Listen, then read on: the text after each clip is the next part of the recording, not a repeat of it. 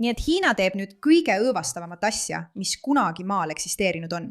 Ja ma soovin, et see oleks liialdus. Ja samal ajal, kui kõik keskenduvad praegu Trumpi Hiina visiidile koos kõigi suurte juhtide ja meestega ning issand, laua taga pole ühtegi naist. Aga keda see tegelikult huvitab? Seal toimub veel midagi, mis on palju muret tekitavam, eriti arvestades fakti, et nüüd räägitakse võimaliku kaubanduslepingu sõlmimisest nende kahe riigi vahel. Ja ma ei tea, asjad on natuke veidrad, aga ma lasen teil seda vaadata ja öelge mulle, kuidas te end tunneksite, kui elaksite sellise intensiivse jälgimise all. Pidage meeles, Hiina on, nagu me teame, kommunistlik riik ja inimesed muudkui ülistavad kommunismi, bla, aga nad unustavad, mida see tegelikult tähendab. Püha taevas, kas see on tõesti üks kõige õõvastavamaid ja jubedamaid asju, mida ma kunagi näinud olen? Okei, lähme edasi. Oh jumal. Suur vend jälgib. Pekingi tänavatel on tõesti kaamerad igal pool. Me oleme Hadiani jaama juures väljas ja ma suudan sellel nurgal vähemalt 20 kaamerat kokku lugeda. Tegelikult on Pekingis sel aastal lisatud veel 1500 kaamerat. Need näevad kõike. Siin ei ületa keegi tänavat vales kohas, sest nad võiksid kohe trahvi saada.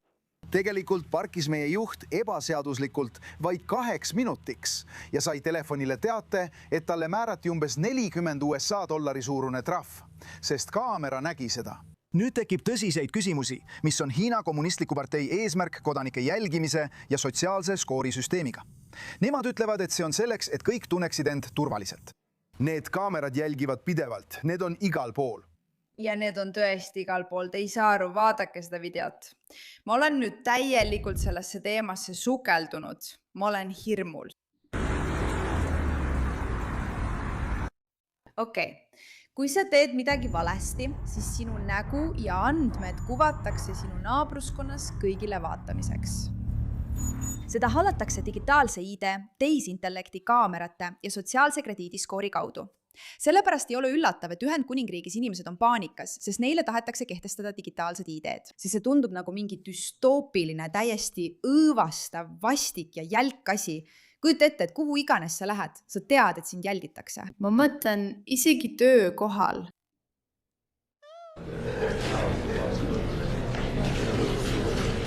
Tänan.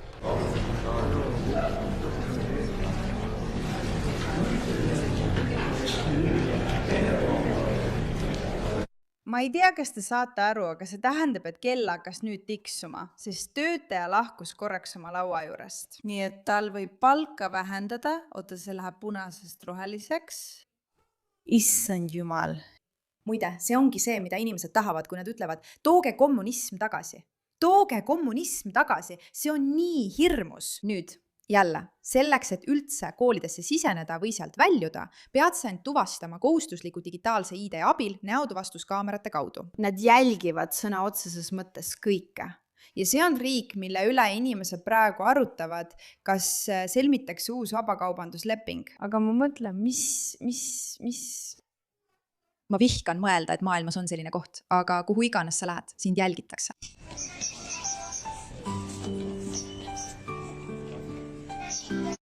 Ma mõtlen, see on hullumeelne, see on hullumeelne, see on hullumeelne. Ma arvan, et see on siin kõige suurem lugu. See ongi tegelikult see, mida need inimesed läbi elavad. Sa vaatad ringi, saad aru. Mõned sealpool, mõned sealpool, mõned seal kauguses. See on kohutav, see on kohutav, see on kohutav, see on kohutav. See näeb välja nagu mingi tehisintellekti loodud küberpungi õudusunenägu, aga see pole tehisintellekti loodud, see on päris.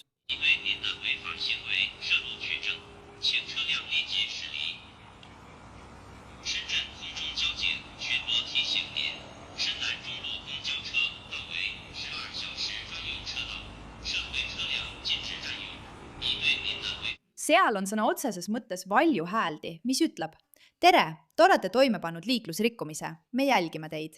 Siin on meeldetuletus, palun eemaldage oma sõiduk kohe. Oh mu jumal, jumal küll.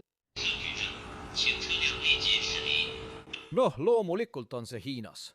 Riik, mida juhib kõrgtehnoloogiline totalitarism. See on põhimõtteliselt muutnud iga düstoopilise filmi mõttetuks pastišiks.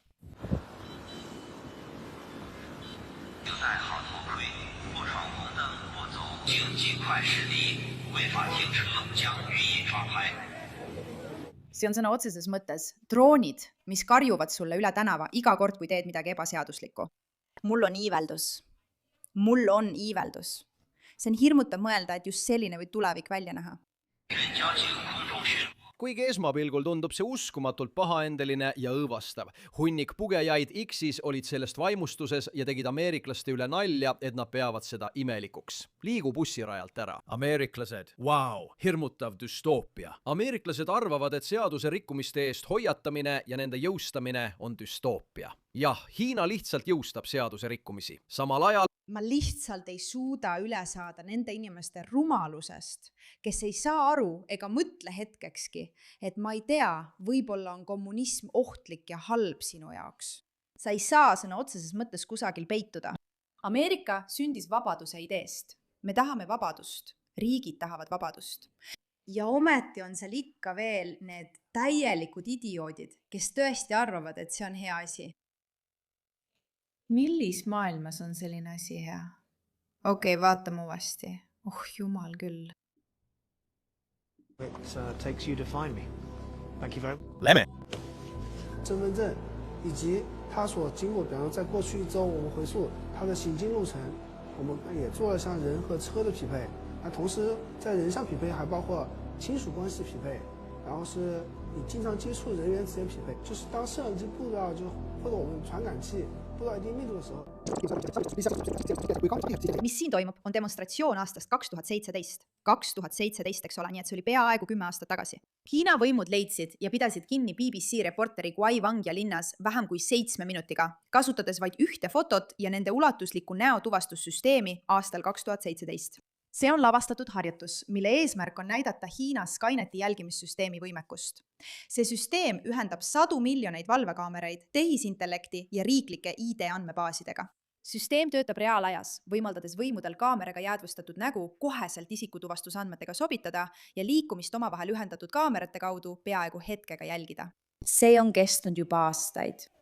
Samal ajal määravad nad inimestele, kes valitsust leebelt kritiseerivad, sõna otseses mõttes eluaegseid karistusi, keelavad neil lennata, kasutada ühistransporti, pangateenuseid, saada tööd ja isegi keelavad nende lastel koolikohti saada. Lihtsalt seaduse rikkumiste eest karistamine. Kui kaua läheb aega, kuni me näeme sellist pealetükkivat jälgimist ka lääneriikides? Kui järele mõelda, siis see on ideaalne näide probleem, reaktsioon, lahendusskeemist.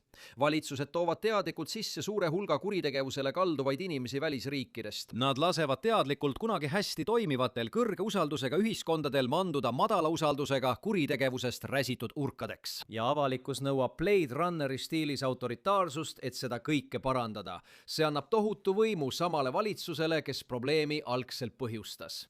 Kuidas saab keegi täie mõistuse juures arvata, et sinu ööpäevaringne jälgimine on hea mõte, nii et sa ei saa kuhugi minna ilma vahele jäämata? Pea meeles, et 2017 aastal kulus neil kellegi leidmiseks 7 minutit.